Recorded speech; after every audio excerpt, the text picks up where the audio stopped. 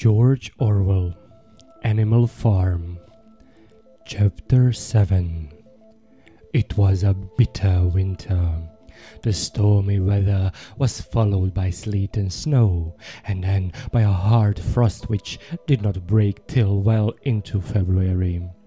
The animals carried on as best they could with the rebuilding of the windmill, well knowing that the outside world was watching them, and that the envious human beings would rejoice and triumph if the mill were not finished on time. Out of spite, the human beings pretended not to believe that it was Snowball who had destroyed the windmill. They said that it had fallen down because the walls were too thin. The animals knew that this was not the case. Still, it had been decided to build the walls 3 feet thick this time, instead of 18 inches as before, which meant collecting much larger quantities of stone. For a long time the quarry was full of snowdrifts, and nothing could be done. Some progress was made in the dry, frosty weather that followed, but it was cruel work, and the animals could not feel so hopeful about it as they had felt before. They were always cold, and usually hungry as well. Only Boxer and Clover never lost heart. Squealer made excellent speeches on the joy of service and the dignity of labor, but the other animals found more inspiration in Boxer's strength and his never-failing cry of, "I will work harder." In January, food fell short. The corn ration was drastically reduced, and it was announced that an extra potato ration would be issued to make up for it. Then it was discovered that the greater part of the potato crop had been frosted in the clamps, which had not been covered thickly enough.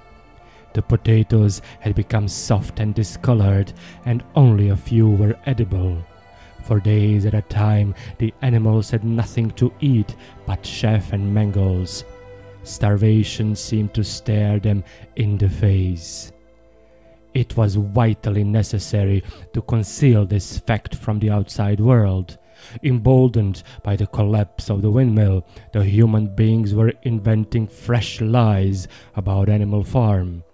Once again it was being put about that all the animals were dying of famine and disease, and that they were continually fighting among themselves, and had resorted to cannibalism and infanticide. Napoleon was well aware of the bad results that might follow if the real facts of the food situation were known, and he decided to make use of Mr. Whymper to spread a contrary impression. Hitherto the animals had had little or no contact with Whymper on his weekly visits.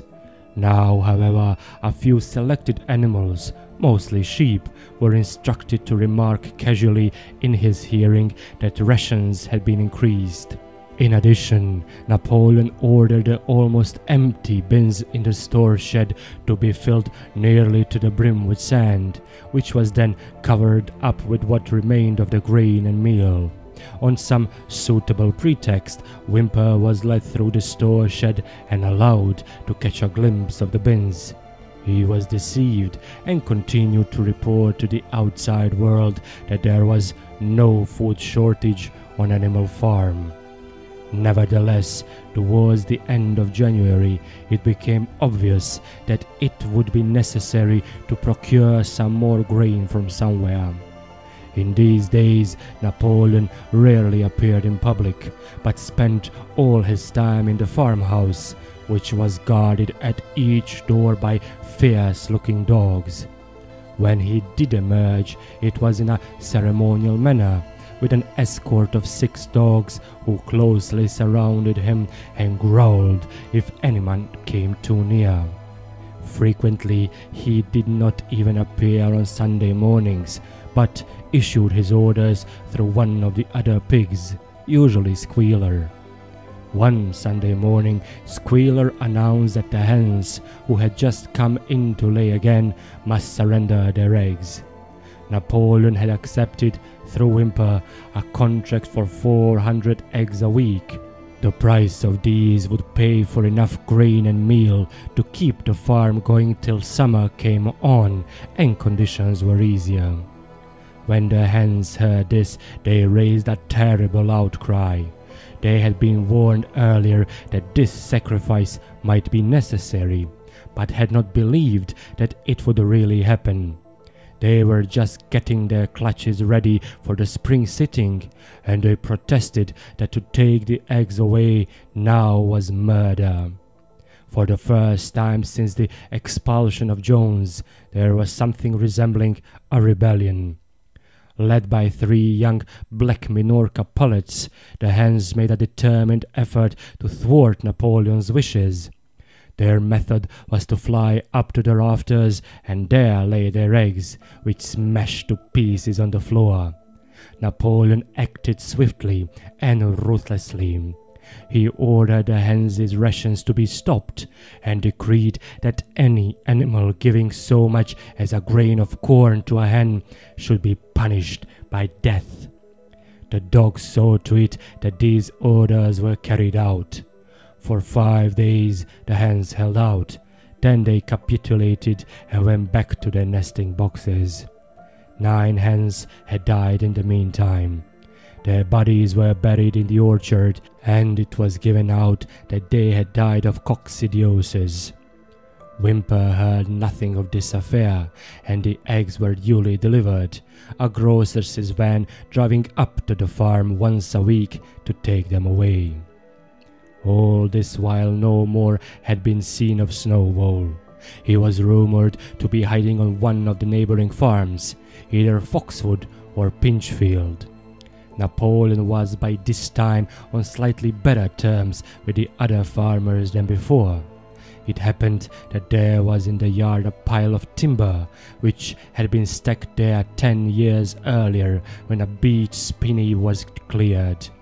It was well seasoned, and Whymper had advised Napoleon to sell it. Both Mr. Pilkington and Mr. Frederick were anxious to buy it. Napoleon was hesitating between the two, unable to make up his mind.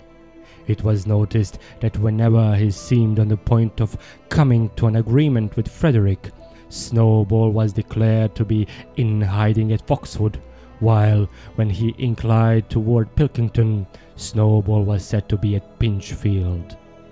Suddenly, early in the spring, an alarming thing was discovered. Snowball was secretly frequenting the farm by night. The animals were so disturbed that they could hardly sleep in their stalls. Every night, it was said, he came creeping in under cover of darkness and performed all kinds of mischief. He stole the corn, he upset the milk pails, he broke the eggs, he trampled the seed beds, he gnawed the bark of the fruit trees. Whenever anything went wrong, it became usual to attribute it to Snowball.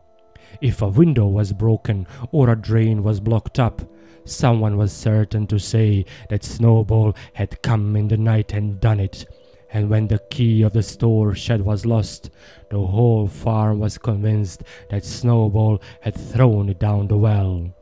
Curiously enough, they went on believing this even after the mislaid key was found under a sack of meal. The cows declared unanimously that Snowball crept into their stalls and milked them in their sleep. The rats, which had been troublesome that winter, were also said to be in league with Snowball. Napoleon decreed that there should be a full investigation into Snowball's activities. With his dogs in attendance, he set out and made a careful tour of inspection of the farm buildings, the other animals following at a respectful distance. At every few steps, Napoleon stopped and snuffed the ground for traces of Snowball's footsteps, which, he said, he could detect by the smell. He snuffed in every corner, in the barn, in the cowshed, in the hen houses, in the vegetable garden, and found traces of Snowball almost everywhere. he would put his snout to the ground, give several deep sniffs, and exclaim in a terrible voice, "Snowball, he has been here, I can smell him distinctly."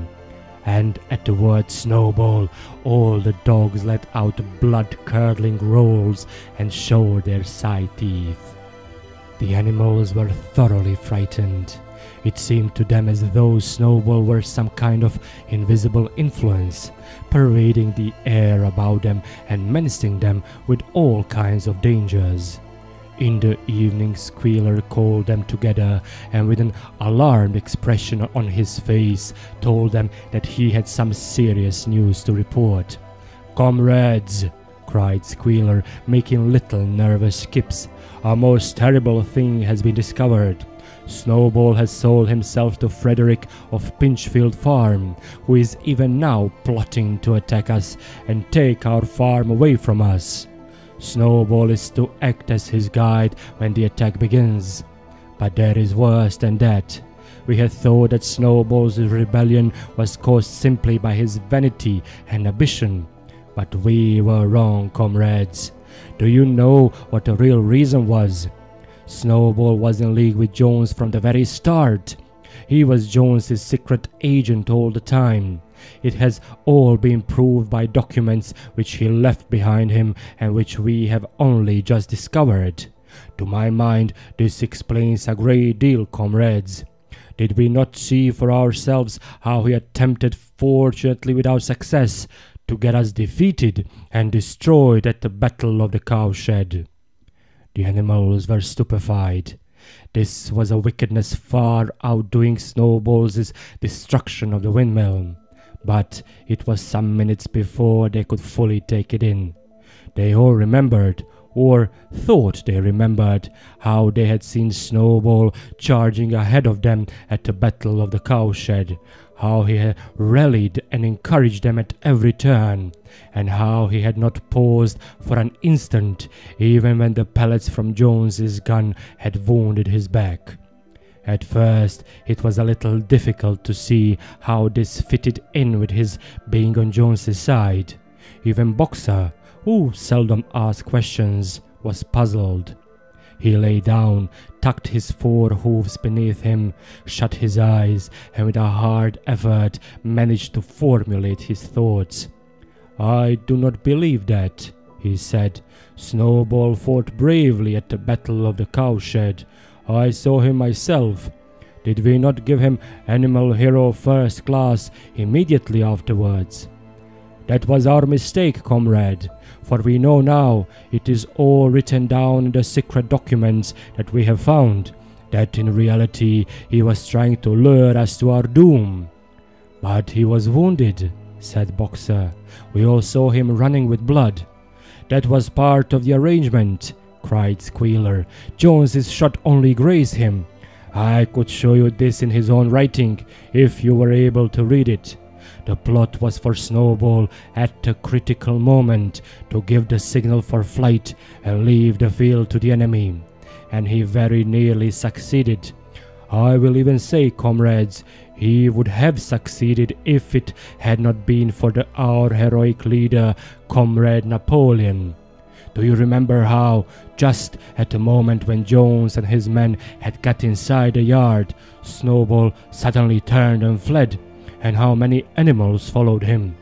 And do you not remember, too, that it was just at that moment, when panic was spreading and all seemed lost, that Comrade Napoleon sprang forward with a cry of 'Death to humanity!' and sank his teeth in Jones's leg? Surely you remember that, comrades?" exclaimed Squealer, frisking from side to side. Now, when Squealer described the scene so graphically, it seemed to the animals that they did remember it. At any rate, they remembered that at the critical moment of the battle, Snowball had turned to flee. But Boxer was still a little uneasy. "I do not believe that Snowball was a traitor at the beginning," he said finally. "What he has done since is different. But I believe that at the Battle of the Cowshed he was a good comrade. Our leader, Comrade Napoleon, announced Squealer, speaking very slowly and firmly, "has stated categorically, comrade, that Snowball was Jones's agent from the very beginning. Yes, and from long before the rebellion was ever thought of." "Ah, that is different," said Boxer. "If Comrade Napoleon says it, it must be right." "That is the true spirit, comrade," cried Squealer, but it was noticed he cast a very ugly look at Boxer with his little twinkling eyes. He turned to go, then paused and added impressively, "I warn every animal on this farm to keep his eyes very wide open, for we have reason to think that some of Snowball's secret agents are lurking among us at this moment." 4 days later, in the late afternoon, Napoleon ordered all the animals to assemble in the yard. When they were all gathered together, Napoleon emerged from the farmhouse wearing both his medals, for he had recently awarded himself Animal Hero First Class and Animal Hero Second Class, with his 9 huge dogs frisking round him and uttering growls that sent shivers down all the animals' spines. They all cowered silently in their places, seeming to know in advance that some terrible thing was about to happen. Napoleon stood sternly surveying his audience. Then he uttered a high-pitched whimper. Immediately the dogs bounded forward, seized 4 of the pigs by the ear and dragged them, squealing with pain and terror, to Napoleon's feet. The pigs' ears were bleeding, the dogs had tasted blood, and for a few moments they appeared to go quite mad. To the amazement of everybody, 3 of them flung themselves upon Boxer. Boxer saw them coming and put out his great hoof, caught a dog in mid-air and pinned him to the ground. The dog shrieked for mercy, and the other 2 fled with their tails between their legs. Boxer looked at Napoleon to know whether he should crush the dog to death or let him go. Napoleon appeared to change countenance and sharply ordered Boxer to let the dog go, whereat Boxer lifted his hoof, and the dog slunk away, bruised and howling. Presently the tumult died down. The 4 pigs waited, trembling, with guilt written on every line of their countenances. Napoleon now called upon them to confess their crimes. They were the same 4 pigs as had protested when Napoleon abolished the Sunday meetings. Without any further prompting, they confessed that they had been secretly in touch with Snowball ever since his expulsion, that they had collaborated with him in destroying the windmill, and that they had entered into an agreement with him to hand over Animal Farm to Mr. Frederick. They added that Snowball had privately admitted to them that he had been Jones's secret agent for years past. When they had finished their confession, the dogs promptly tore their throats out, and in a terrible voice Napoleon demanded whether any other animal had anything to confess. The 3 hens who had been the ringleaders in the attempted rebellion over the eggs now came forward and stated that Snowball had appeared to them in a dream and incited them to disobey Napoleon's orders. They too were slaughtered. Then a goose came forward and confessed to having secreted 6 ears of corn during the last year's harvest and eaten them in the night. Then a sheep confessed to having urinated in the drinking pool, urged to do this, so she said, by Snowball. And 2 other sheep confessed to having murdered an old ram, an especially devoted follower of Napoleon, by chasing him round and round a bonfire when he was suffering from a cough. They were all slain on the spot. And so the tale of confessions and executions went on until there was a pile of corpses lying before Napoleon's feet, and the air was heavy with the smell of blood, which had been unknown there since the expulsion of Jones. When it was all over, the remaining animals, except for the pigs and dogs, crept away in a body. They were shaken and miserable. They did not know which was more shocking, the treachery of the animals who had leagued themselves with Snowball, or the cruel retribution they had just witnessed. In the old days there had often been scenes of bloodshed equally terrible, but it seemed to all of them that it was far worse now that it was happening among themselves. Since Jones had left the farm until today, no animal had killed another animal. Not even a rat had been killed. They had made their way on to the little knoll where the half-finished windmill stood, and with one accord they all lay down as though huddling together for warmth. Clover, Muriel, Benjamin, the cows, the sheep, and the whole flock of geese and hens. Everyone indeed, except the cat, who had suddenly disappeared just before Napoleon ordered the animals to assemble. For some time nobody spoke. Only Boxer remained on his feet. He fidgeted to and fro, swishing his long black tail against his sides and occasionally uttering a little whiny of surprise. Finally he said, "I do not understand it. I would not have believed that such things could happen on our farm. It must be due to some fault in ourselves. The solution, as I see it, is to work harder. From now onwards I shall get up at a full hour earlier in the mornings." And he moved off at his lumbering trot and made for the quarry. Having got there, he collected 2 successive loads of stone and dragged them down to the windmill before retiring for the night. The animals huddled about Clover, not speaking. The knoll where they were lying gave them a wide prospect across the countryside. Most of Animal Farm was within their view, the long pasture stretching down to the main road, the hayfield, the spinney, the drinking pool, the ploughed fields where the young wheat was thick and green, and the red roofs of the farm buildings with the smoke curling from the chimneys. It was a clear spring evening. The grass and the bursting hedges were gilded by the level rays of the sun. Never had the farm, and with a kind of surprise they remembered that it was their own farm, every inch of it their own property, appeared to the animals so desirable a place. As Clover looked down the hillside, her eyes filled with tears.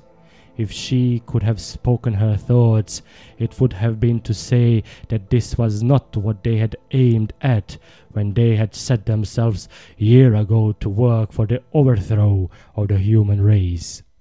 These scenes of terror and slaughter were not what they had looked forward to on that night when old Major first stirred them to rebellion. If she herself had had any picture of the future, it had been of a society of animals set free from hunger and the whip, all equal, each working according to his capacity, the strong protecting the weak, as she had protected the lost brood of ducklings with her foreleg on the night of Major's speech. Instead, she did not know why, they had come to a time when no one dared speak his mind, when fierce, crawling dogs roamed everywhere, and when you had to watch your comrades torn to pieces after confessing to shocking crimes. There was no thought of rebellion or disobedience in her mind. She knew that, even as things were, they were far better off than they had been in the days of Jones, and that before all else it was needful to prevent the return of human beings. Whatever happened, she would remain faithful, work hard, carry out the orders that were given to her, and accept the leadership of Napoleon. But still, it was not for this that she and all the other animals had hoped and toiled. It was not for this that they had built the windmill and faced the bullet of Jones's gun. Such were her thoughts that she lacked the words to express them. At last, feeling this to be in some way a substitute for the words she was unable to find, she began to sing Beasts of England. The other animals sitting round her took it up, and they sang it 3 times over, very tunefully, but slowly and mournfully, in a way they had never sung it before. They had just finished singing it for the 3rd time when Squealer, attended by 2 dogs, approached them with the air of having something important to say. He announced that, by a special decree of Comrade Napoleon, Beasts of England had been abolished. From now onwards it was forbidden to sing it. The animals were taken aback. "Why?" cried Muriel. "It is no longer needed, comrade," said Squealer stiffly. "Beasts of England was the song of the rebellion, but the rebellion is now completed. The execution of the traitors this afternoon was the final act. The enemy, both external and internal, has been defeated. In Beasts of England we expressed our longing for a better society in days to come, but that society has now been established. Clearly this song has no longer any purpose." Frightened though they were, some of the animals might possibly have protested, but at this moment the sheep set up their usual bleating of 4 legs good, 2 legs bad, which went on for several minutes and put an end to the discussion. So Beasts of England was heard no more. In its place, Minimus, the poet, had composed another song which began, Animal farm, never through me shall thou come to harm." And this was sung every Sunday morning after the hoisting of the flag.